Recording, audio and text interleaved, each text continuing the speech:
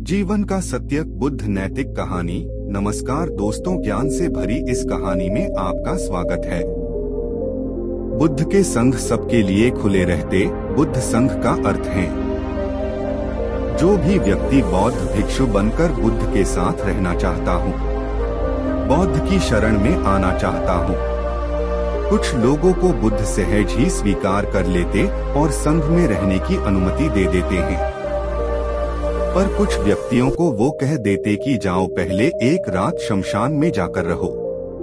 इसी तरह एक दिन एक व्यक्ति बुद्ध के पास आया और उसने बुद्ध के संघ में शामिल होने की इच्छा जताते हुए कहा, गुरुजी, मैं आपका शिष्य बनना चाहता हूँ। बुद्ध ने कहा, तुम्हें मेरा शिष्य बनने के लिए एक दिन पूरा शमशान में बिताना होगा और वहाँ तुम जो भी देखोगे, जो भी महसूस करोगे, मुझे आकर बताओगे।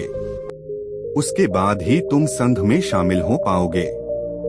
वो व्यक्ति ये सुन घबरा गया। उसने बुद्ध से कांपती आवाज में कहा, गुरुजी, दिन में तो ठीक है, लेकिन रात में शमशान में रहना खतरनाक है। बुद्ध ने कहा, कैसा खतरा? व्यक्ति ने कहा, वहाँ भूत प्रेत होंगे, वो मुझे पकड़ लेंगे और जान से मार देंगे या जीवन नर्क बना देंगे।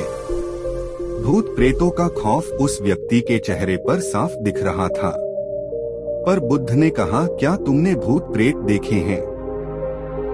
व्यक्ति ने कहा, नहीं, पर मैंने सुना बहुत है और कुछ ऐसे लोगों को जरूर देखा है जिनमें भूत आ जाते हैं और उन्हें परेशान करते हैं, अजीब अजीब हरकतें करते हैं।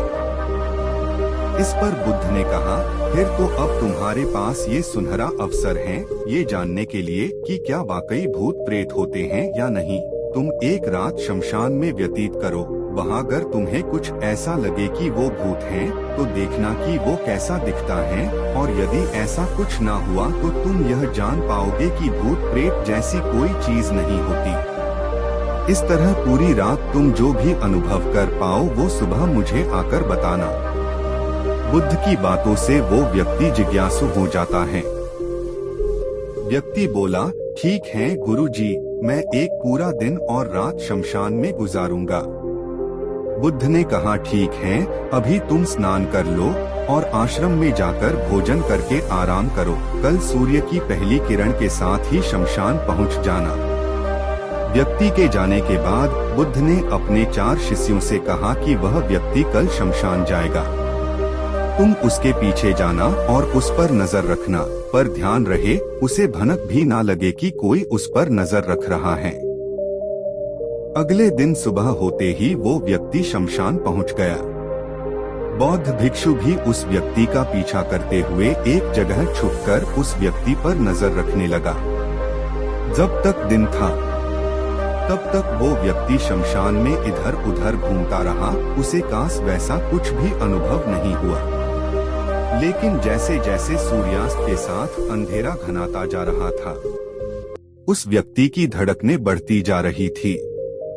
किसी तरह उस व्यक्ति ने पूरी रात शमशान में गुजार ही ली और सुबह होते ही वो बुद्ध के पास पहुंच गया। बुद्ध ने व्यक्ति से पूछा, बताओ, शमशान में कैसा समय व्यतीत हुआ तुम्हारा? क्या अनुभव किया? क्या क्या देखा? व्यक्ति बोला, गुरुजी, जैसे ही मैं सुबह सुबह शमशान पहुंचा तो वहां कुछ घंटे बाद मुझे कुछ लोगों की भीड़ शमशान की ओर आती दिखाई पड़ी जो एक अर्थी लिए आ रहे थे। मैंने जब उन लोगों को ध्यान से देखा तो उनमें से कुछ लोग बेहद दुखी, कुछ लोग सामान्य और कुछ लोग बेहद खुश थे। वो लोग उस मृत इंसान के बारे बोल रहे थे कि इस व्यक्ति ने बहुत अच्छे कर्म किए हैं, बहुत किस्मत वाला है ये। इसके बाद उस मृत बुजुर्ग के बेटे ने अपने वृद्ध पिता की चिता को अग्नि दी। अर्थी के साथ शमशान आए लोग कुछ देर वही खड़े रहे। चिता प्रचंड अग्नि की लपटों से धू धू करके जलती रही। सभी लोग मायूस खड़े जलती चिता को निहार रहे थे। जैसे जैसे चिता की अग्नि मंद पड़ने लगी, वहां मौजूद लोग भी वहां से जाने लगे। थोड़ी देर बाद वहां 2 और अर्थी आई, जिसमें एक अर्थी किसी अमीर व्यक्ति की थी। जो तरह तरह के फूलों से बहुत सजी धजी थी। उस अर्थी के आसपास बहुत से लोग भी थे और दूसरी अर्थी एक गरीब व्यक्ति की थी जो बेहद साधारण सी थी और उसके आसपास गिने चुने ही लोग थे। अमीर व्यक्ति की चिता चंदन की लकड़ी पर जलाई गई, जल की करीब व्यक्ति की चिता साधारण लकड़ियों पर जलाई गई। पहले अमीर व्यक्ति की चिता को जलाया गया क्योंकि वो अमीर था। उसके बाद गरीब व्यक्ति की चिता जलाई गई। दोनों व्यक्तियों की चिताएं जब जल गई तो सभी लोग शमशान से चले गए, लेकिन मैं वहीं खड़े चिताओं को देखता रहा। अब बुद्ध ने कहा, तुमने उनकी चिताओं को देखकर क्या समझा, क्या अनुभव किया?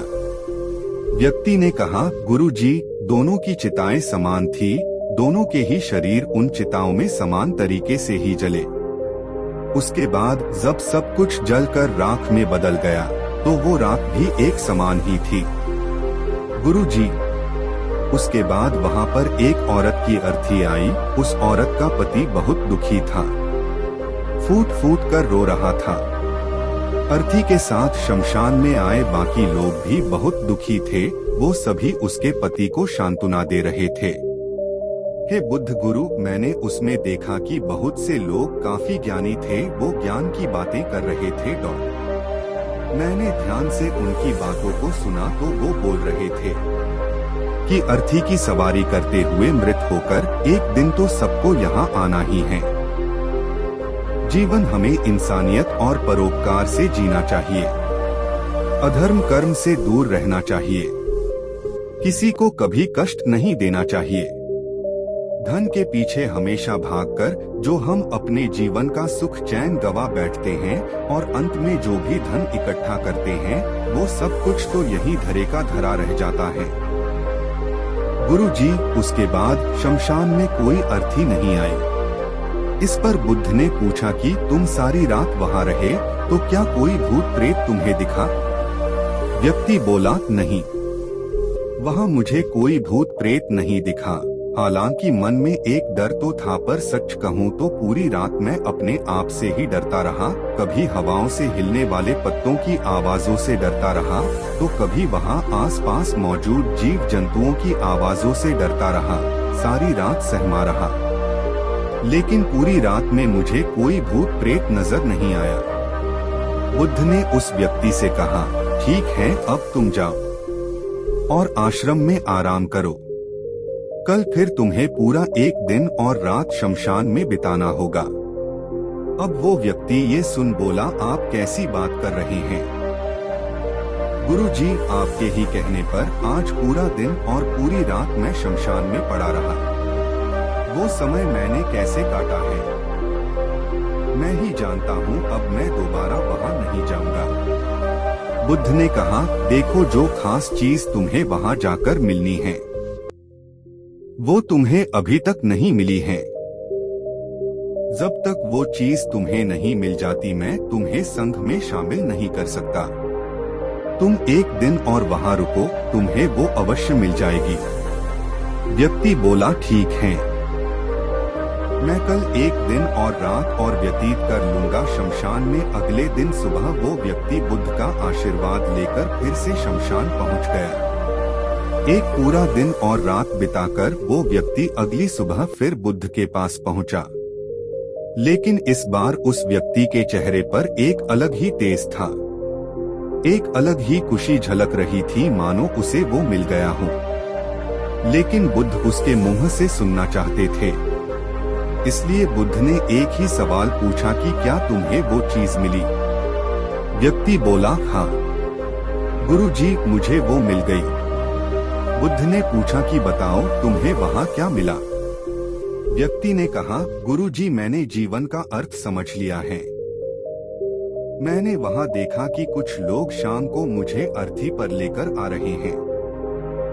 मुझे 4 लोगों ने अपने कंधों पर उठा रखा है। मेरे पीछे कुछ 15 से 20 लोग रोते बिलखते चल रहे हैं। मेरे पिता अर्थी के आगे आगे चल रहे हैं और कुछ लोग राम नाम सत्य बोलते हुए मेरे ऊपर फूल फेंक रहे हैं। मेरे सभी रिश्तेदार बहुत दुखी हैं।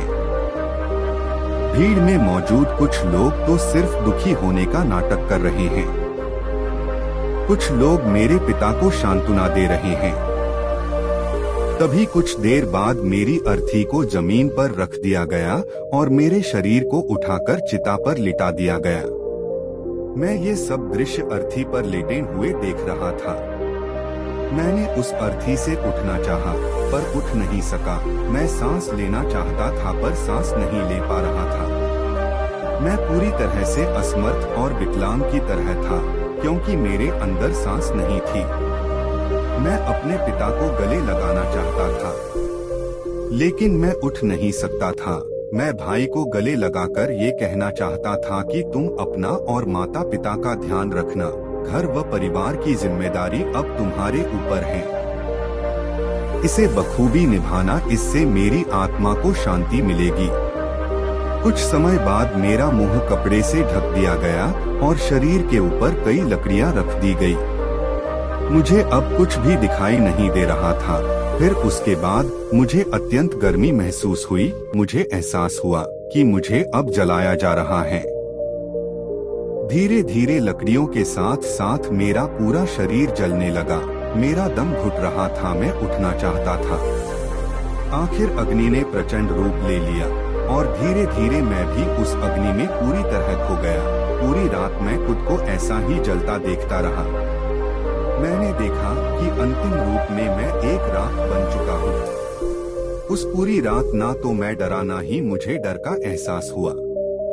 जब आंखें खुली तो एक तीव्र रोशनी मेरे आंखों पर पड़ी। मैंने देखा कि ये तो मैं हूँ, वो भी शरीर के साथ। मुझे बहुत खुशी का अनुभव हुआ। उसके बाद मेरे मन से ना जाने कितने ही भ्रम समाप्त हो गए और मैं आपके पास आ गया। इसी ज्ञान की प्राप्ति बुद्ध मुस्कुराए और बोले कि तुम अब संघ में शामिल हो सकते हो, क्योंकि तुमने अब ज्ञान रूपी उस बीज को प्राप्त कर लिया है, जिसमें शरीर को भूलकर स्वयं को जानने की इच्छा होती है। इसी ज्ञान की प्राप्ति के लिए मैंने तुम्हें शमशान भेजा था, जहां अंततः तुमने ये जाना कि शरीर नश्वर है। नेत्रों से दिखने वाली हर चीज नश्वर है। शमशान आने वाला हर व्यक्ति भी यह समझ रहा होता है, पर शमशान से वापस जाते ही वो सब भूलकर पुनः उन्हीं गलत क्रियाओं में लग जाता है, जैसे झूठ बोलना, लूट धसोट, अधर्म, लालच, लालसा, बुराई, क्रोध, अपशब्द, अहंकार, ईर्ष्या इत्यादि नाना प्रकार बुरी भावनाओं से बुरे कर्मों को अंजाम देते हैं। किंतु अब तुम्हारे अंदर ज्ञान का वो बीज अंकुरित हो चुका है, जिसमें हम जीवन को तब तक नहीं समझ सकते जब तक मृत्यु को निकट से देखा व समझा ना जाए। अच्छे स्वास्थ्य की कीमत वही समझ सकता है जो अत्यंत बीमार हो या जो बहुत लंबे समय से बुरे स्वास्थ्य से जूझ रहा हो।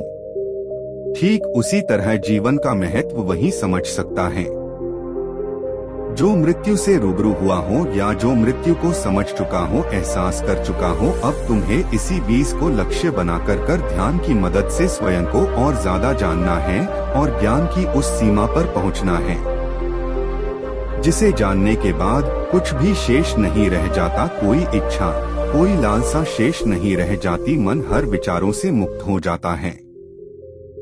सब शून्य में समाहित हो जाता है।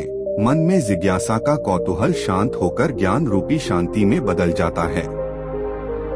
यहीं से परम शांति, सुख, सुकून का आनंद एवं अनुभव प्राप्त होना आरंभ होता है। दोस्तों, आपको यह कहानी कैसी लगी कमेंट करके बताएं और